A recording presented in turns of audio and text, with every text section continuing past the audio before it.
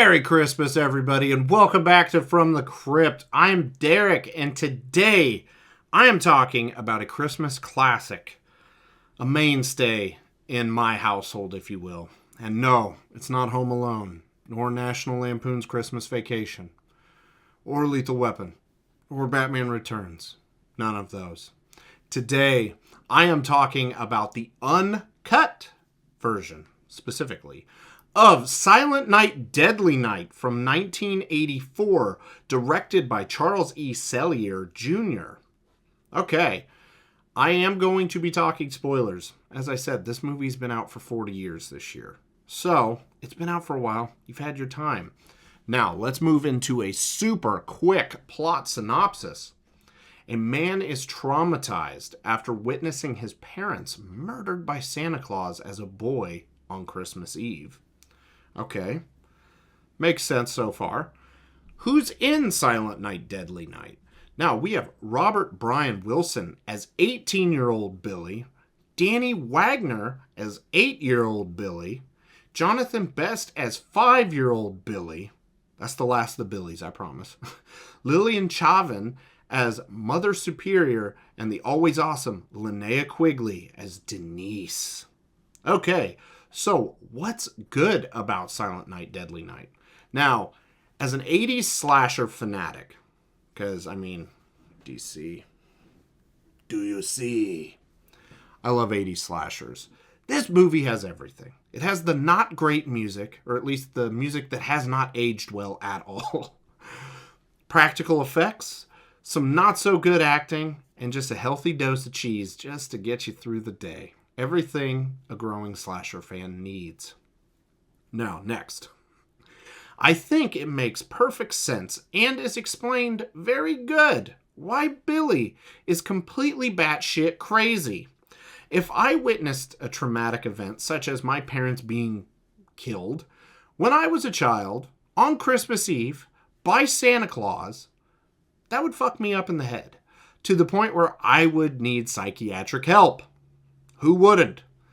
But instead of getting psychiatric help, if I went to an orphanage and some nuns thought the help he needs is Christ, and a belt and just try to beat that shit out of me, I'd probably be pretty fucked up as well. So God, yeah, they're just assholes. Another positive, Mr. Ira, of the boss of the toy store, which had some pretty bomb-ass toys. Did you guys see the Return of the Jedi toys in there? Bet you those are worth a lot, or would be worth a lot now.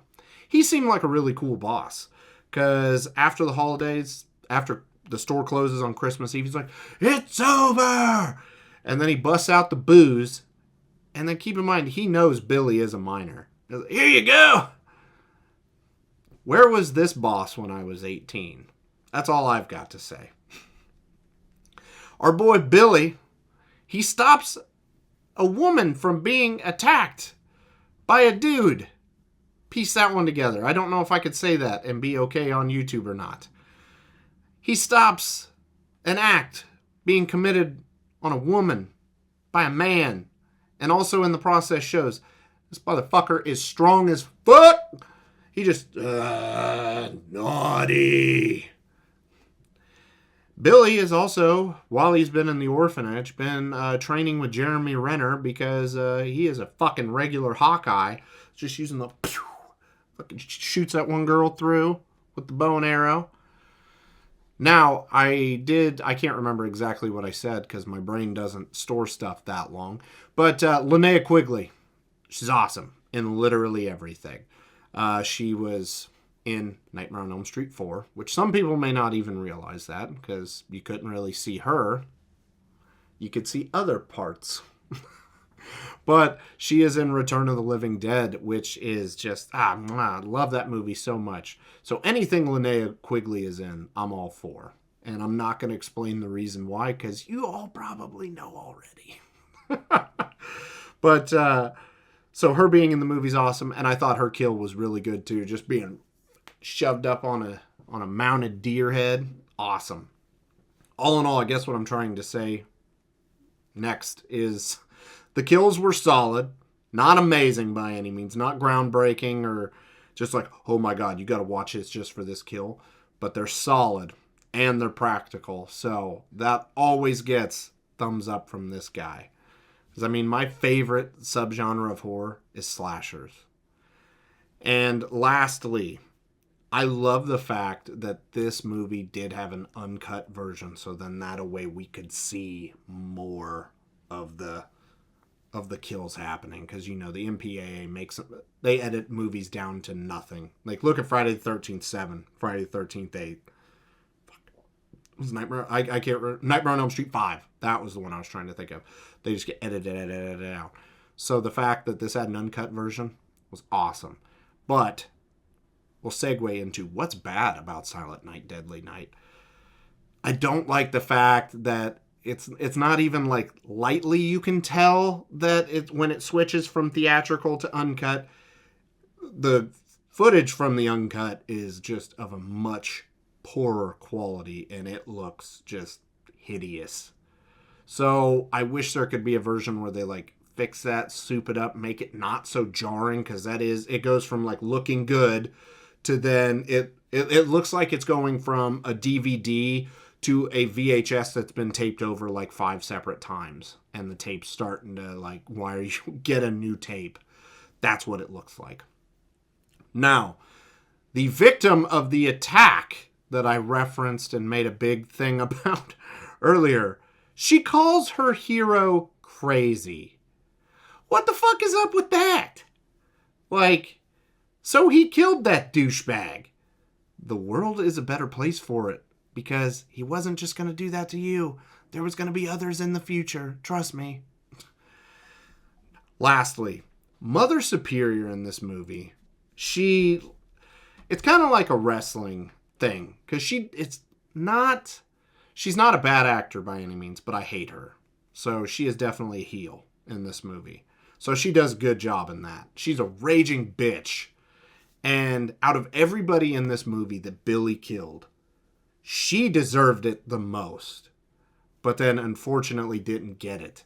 Even if, and I think it would have been more effective, like, yeah, he gets shot in the back twice. And then they're like, oh, it's over. I'm just sitting here in my wheelchair being a bitch. And then all of a sudden he just lops her head off. And then the movie ends. Or maybe like and then you cut over to his brother Ricky just not, just mesmerized by it. Like, there were better ways to do this that also have her getting what she deserves. And I wish they would have done that in this movie. So, rewatch, buy, review. Would I watch this again? Yes. And I know I'm going to next Christmas. Would I buy this? Yes. And actually, I was sitting down thinking about this today. It is kind of shocking that I do not have 1 and 2, considering a few years back at Walmart, they had 3, 4, and 5 on Blu-ray for like $13, and I bought those. So I don't own the 2 better versions or 2 better movies from this franchise. And I know some people are like, you think Silent Night, Deadly Night 2 is good? Come on, garbage day, my man. But what score would I give Silent Night, Deadly Night? I'm going to give this a 7. It's a fun, holiday-themed, low-budget 80s slasher. I couldn't think of any more adjectives to throw in front of that. But if you're a diehard for slashers and you somehow haven't seen this one, you're going to have fun with it. If you don't like slashers, this ain't going to win you over, and you're probably going to think this movie is atrocious. So you got to watch it through the right lens, I suppose. But I've got a cat meowing at me, so that will do it for Silent Night, Deadly Night. Make sure to comment down below what your guys' thoughts are. And then also, drop a like on the video if you had fun with me today, because I had fun with you. And consider subscribing to the channel where I put up more of this stuff and we do our weekly episodes. Weekly. You kind of figured that one out. I'm just scatterbrained right now. But until next time, you guys have a good one.